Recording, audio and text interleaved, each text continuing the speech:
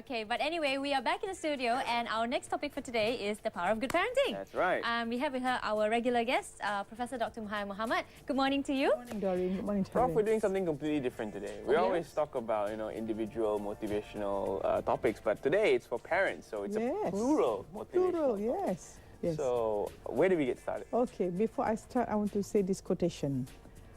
What we live within our children is more important than what we live to our children or for our children. Okay. When you talk within, it's all their thinking pattern, all their habits, all their emotional intelligence. Whereas what we live to them is material things. Right. And most of the time, children who are well brought up, they do very well in life.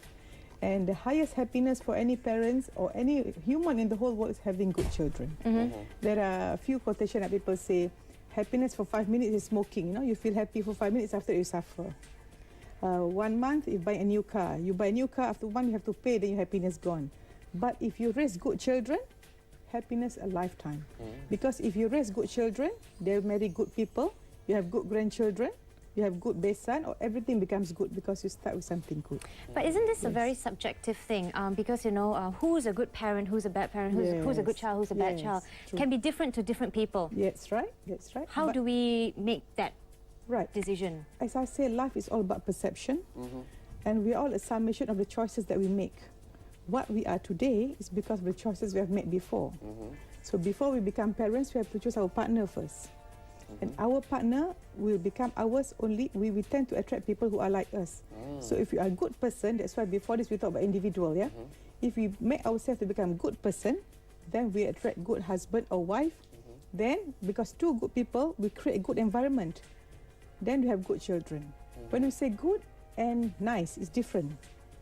When nice, usually it's quite superficial, just smiling only, but good is from the soul. So we are talking raising children with a good soul, who practice universal spiritual values.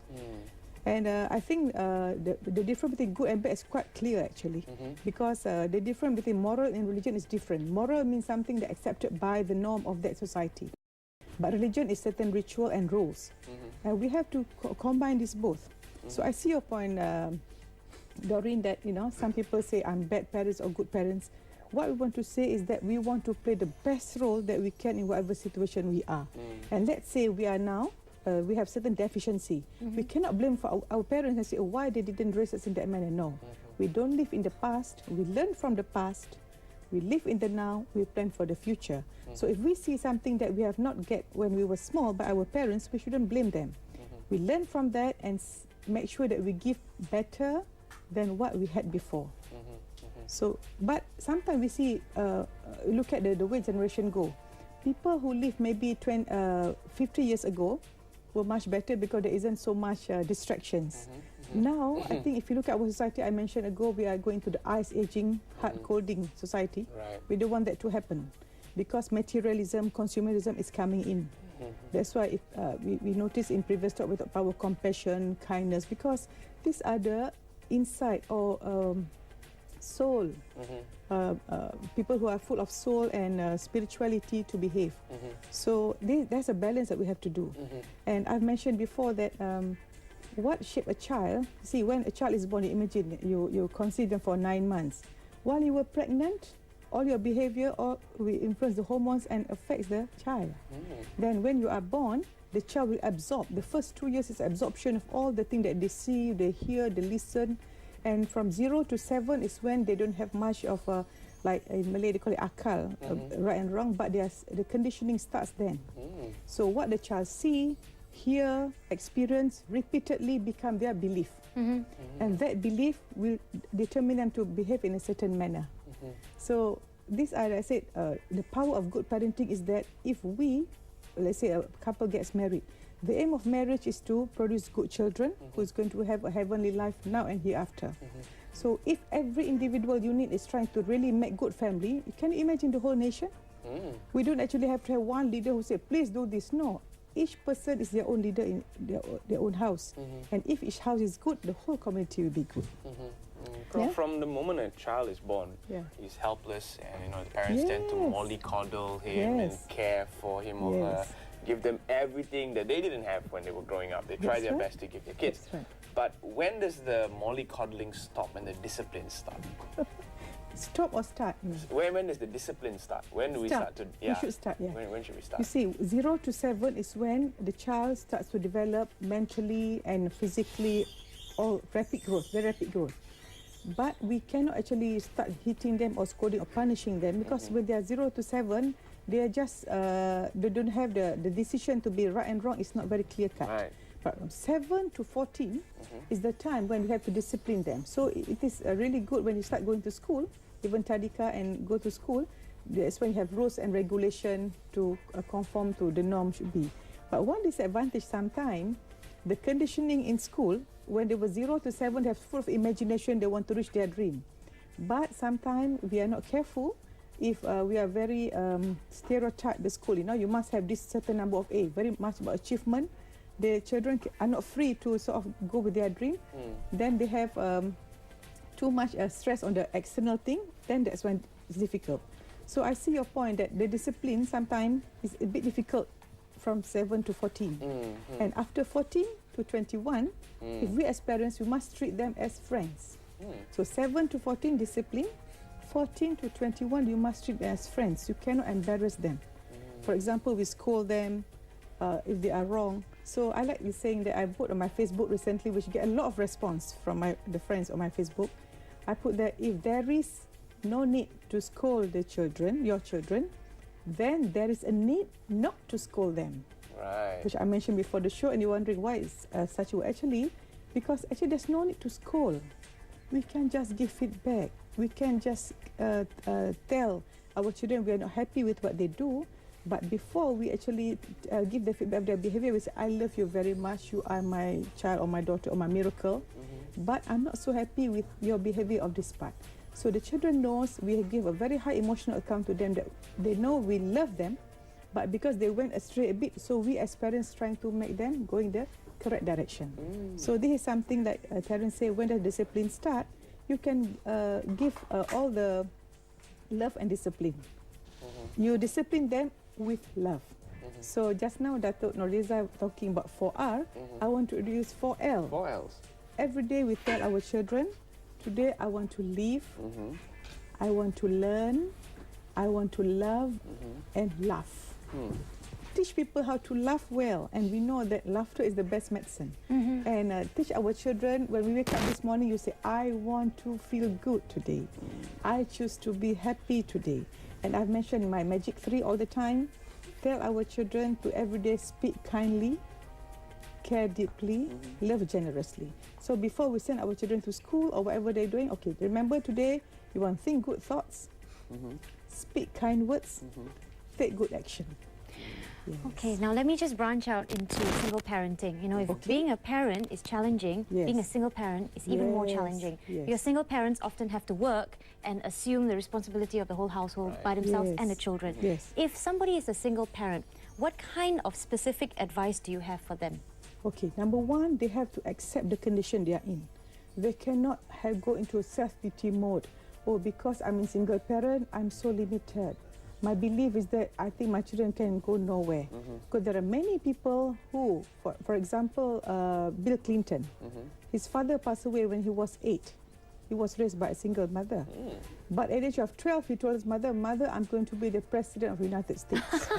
Wow. She must have been laughing back then. That's why now my hobby, whenever I see a child, I always ask, what's your dream? What do you want to become? But I'm amazed at many Malaysian children, when they come to see me, my mother come to see, especially they bring their children, what's your ambition? Don't know. So we should start now as good parents to start, because Einstein said we are the sum of our imagination. Right. The imagination is very strong because it's just planning for the future. If you can imagine, that means you have created the images of what you imagine in your brain cells, and it will stay with you. So it's very important for our children to have good imagination. So for single parents, don't have limitation. You must accept and know that everything that God made is perfect. Every day you must say, in my world, everything is perfect. So whatever God has given me is best for me, and God will never give me the situation if I cannot handle it. And always ask strength from God. Don't say, I can do it. with the help of God. Always say with the help of God. And if you have children, you put them in a situation. Okay, now look here. I have to do this. Talk sense with our children because they are very good actually. If you treat your children will become as though you treat them. If you treat them as mature, adult, and stop thinking of bad things about them, because what you think is what you become. So if you keep on telling your children, you are no good, you are lousy, watch out the words that we say to our children. Recently, one mother brought the son who has a bit of eye allergy. She was so stressed out, and the child was so stressed. I said, why are you worried? Because the eye is itchy. I said, okay, are you grateful that he has no heart problem, kidney problem, liver problem, and he can walk well? And she was like, she just realized, we do not realize what we have. We are always so upset about what we do not have or the problem that we have. So this is what the positivity system they want to introduce, the vitamins for the mind. Look for what you have, be happy with what you have, and be grateful. And for single parents out there, it's not the end of the world. At least you have children. There are people who have homeless, no family at all, single in the whole world. Right. Yes. It's very sad indeed. Prof, the other issue with parenting today is probably competition. We send our kids for karate classes, ballet dance classes, and the same kid actually goes for super maths genius courses. We send them to all these classes in the hope that they'll be better than the Jones kids. Yes. So should we actually go about doing things this way? I think it's kind of unhealthy. Excellent point, Terence. Excellent point. I was talking to my makeup artist earlier. You know, she was telling about how this child do not want to go to school, don't even take PMR. She just wanted about makeup. I said, that's wonderful. Now makeup artists make so much money. Right, and they do such a good job. If not, my face won't look so good. I mean, they are very, very good, these makeup artists. So whatever we must tell our children, I mentioned before, most of the time we teach our children to pass exam. Is it knowledge or achievement? Knowledge is something genuine. You want to have knowledge to contribute to the world, to add value. But achievement is like very external driven. You are very worried or you are very into to impress. Don't live to impress. So the Jones always say, but to impress. And it's no good. I mentioned about 7 phases of intention or the things you must do to be in connection with God. Be creative, not competitive. Be kind. Be full of love. Look for beauty all the time. Be abundant. Be always growing and be receptive. So these are the 7 values we want to teach our children. Don't compete because success is defined by not being better than others, but being better than you were yesterday. And success is knowing where you are going. It doesn't matter which direction you're going. It doesn't matter where you are, but which direction you are going. So I suggest all this trying to go karate and all that is stereotype. You want to, my parents, this one do piano, we do piano. Yes. Ask your children, what do you like to do? What's your dream? What do you envision yourself in 5, 10 years, 20 years with time to come? I think it's important that now our First Lady is into Permata and children development. I think we have to sort of see what they want to see in their life and we shape them towards that. Don't try to be competitive because as again I say, you know, like Richard Branson, they're not into academic. Not everybody has to have straight A to be happy. There are many people, entrepreneurs who are, you know, mediocre in their study, but they have very, very, very street smart. Sure. So we want our children to be street smart, and we see the potential. And genetically, I've mentioned that all of us are different. And remember, I talked about mimetics. Our thinking affects our genes. Our genes is the tool that manifests what we want. So it's very important when children. I know one entrepreneur. He's very successful. He's from a very village. The father used to wake him up and said, "You know what? His name is Abu Bakar." He said, "Abu Bakar, you know what? I dreamed last night that you become this and that." So the father tells his dream about the child, and the child starts to imagine and see in their mind. And now he's such a successful man. And I think when I look at how successful people are, most of the time the parents have a lot to do. Because they've put the seeds of success when they were small. And our mind is like a garden. What we put is what grows. So we as parents, to be good parents, one, we must make sure that the inner talk that we give to our children. And the kind of things that go, because our mind is shaped by 3D. Our inner talk, our environment, what others say about us. The environment we can control when they are in our home, where we control the kind of TV, the kind of music they watch, the kind of thing we do. And inner talk is something that we must always say good things to our children. If they don't, if they get 98, why don't you get 100? Some parents go to the teacher, why don't my child get 100?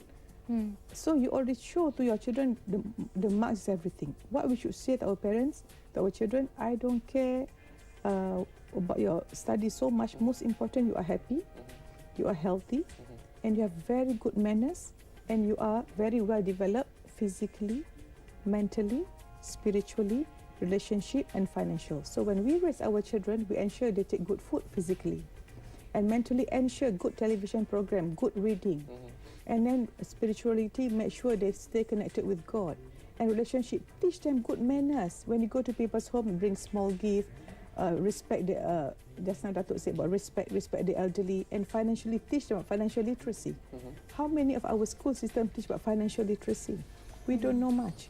I mean, I've been through that system. I've become now we don't have a syllabus on financial literacy. Can I just add to that? You know, the 5 things that you mentioned. Yes. Somebody once told us that in order to be a good parent, you also need to make time, set aside time, to spend with them, and be part of what they're doing. That's right. And you know, so if they're watching the program, you can watch along. Watch together and you give feedback. You're reading a book, you read along. Yes, you know, you play along. That's right. A family that plays together and prays together stays together. Yes. So I know this professor from UKM, both are professors, and he said in the evening he does not watch TV or whatever. He sit down with his children who are doing so well now, doing homework with them. Yeah. Sometimes we parents say go and study, but we watch TV. So that's not a good example. Not a good example. The best thing that we can lift our children is the example. The best thing that we can give, good example. So we want to come to a stage in which our children say, mother or father, I want to live your life. I've seen how you live, and you know, this is what you get at the end of your life, so I want to live this life. Right. Be the exemplary mother or father you are. Was that the proudest moment as a parent that you had? Yes, I had this recently, because my daughters are doing medicine. I wanted to do ophthalmology, they don't want.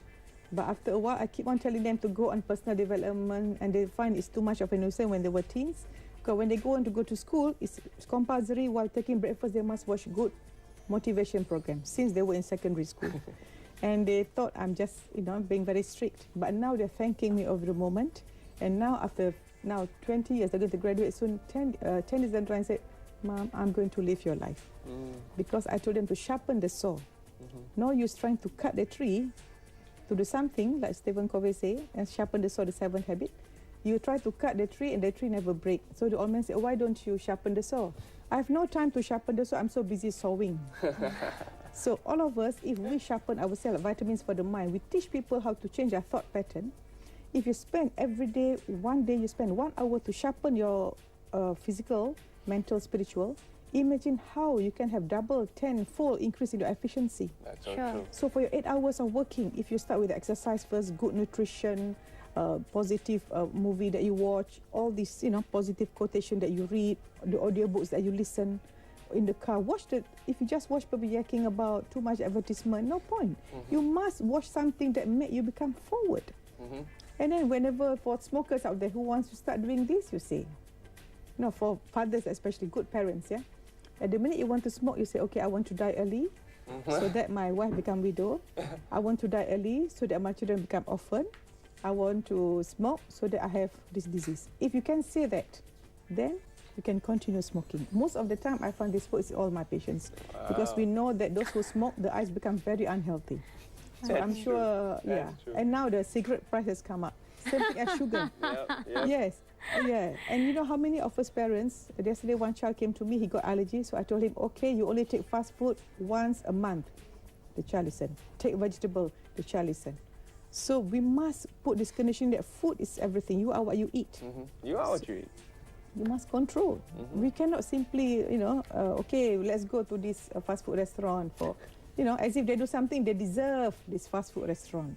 By right, if they behave well, they deserve something that they like, a book.